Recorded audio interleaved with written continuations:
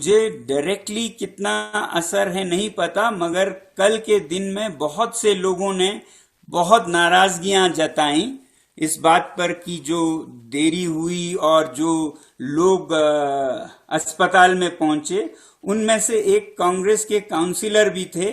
मगर उनका भड़ास ये था कि उनके ही गांव के ये दोनों लोग थे जो अस्पताल पहुंचे, उनके गांव के ही लोग थे, तो वो बहुत गुस्से में बोल रहे थे। मगर मेरे ख्याल से कांग्रेस का ऐसा पकड़ कुछ भी नहीं है लद्दाख में कि उनके वजह से 5,000 यूथ बाहर सड़क पे आ जाए, कि उनका नाम उनका चेहरा कहीं दिख ना जाए और उनके जॉब्स पर असर न पड़ जाए।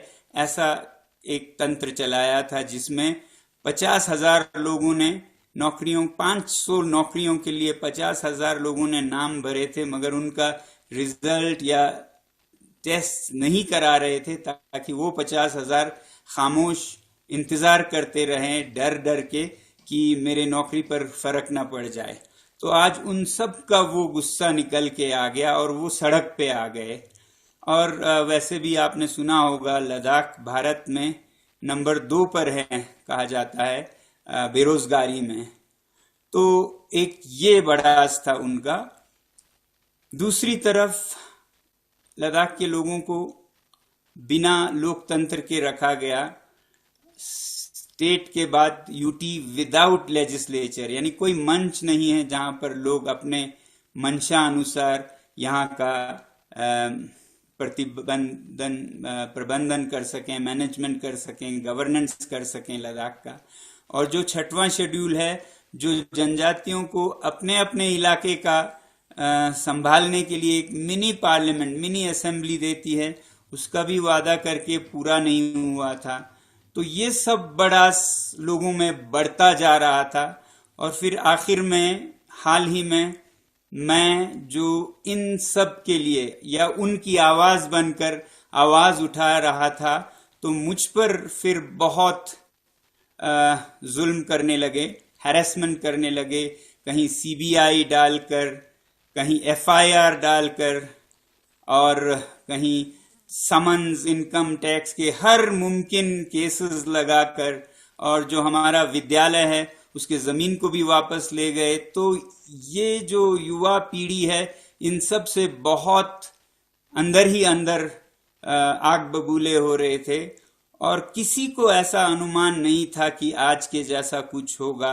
अचानक से हजारों में निकल के आए और इस तरह का एक नजारा बना। ये सिर्फ कुछ ही युवाओं का या ऐसा नहीं था, इसमें बच्चियां, स्कूल की लड़कियां, कॉलेज की लड़कियां, मंक्स जो भिक्षु हैं वो भी आके बाहर भिड़ने लगे पुलिस से। तो ये एक तरह का बड़ा सी था। कुछ लोग ये सोच रहे थे कि ये किसी पार्टी का किया कराया है।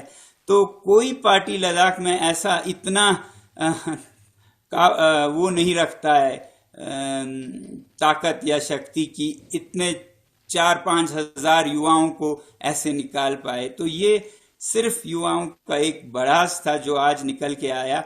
जो जुल्म लद्दाख पर पिछले 5-6 सालों से हो रहा है, बेरोजगारी का, लोकतंत्र की न देने की, वादे न निभाने की, ये सब निकल कर आया। और जो हम अनशन पे बैठे थे वो सभा तो चलता रहा दिन में, ये युवा समूह बाहर निकल के और युवाओं से मिलके करने लगे।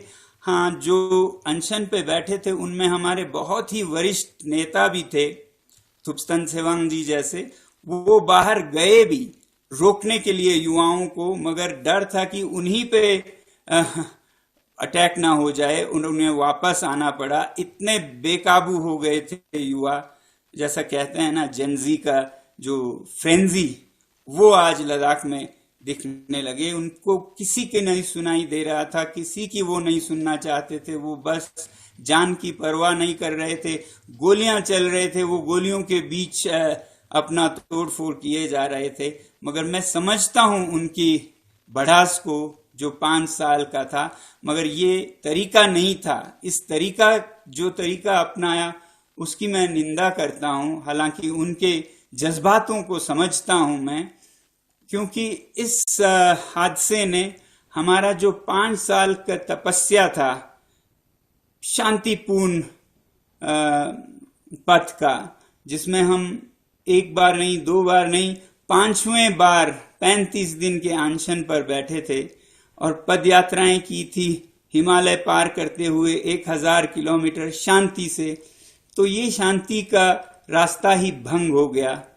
मगर शायद यही कारण भी था, क्योंकि कई युवाओं ने कह रखा था कि अब शांति सफल होता नहीं दिख रहा है, आपके शांति को हमने बहुत परखा, ये नहीं चल रहा है इस देश में और इस सरकार के साथ, अब हम अपने हाथ में उठाने जा रहे हैं। ऐसे इशारे कई हफ्तों से मिल रहे थे। तो आज इन सब का एक तरह से प्रेसिपिटेशन था। यही आपको बताना था कि ये दुर्भाग्यपूर्ण घटना लद्दाख में घटी, और जहां एक तरफ बहुत दुख है इस तरीके पर, और वहां 3 से 5 युवाओं की जाने गए, इसका हमें बहुत दुख है और हम शोक जताना चाहते हैं उनके परिवारों के साथ।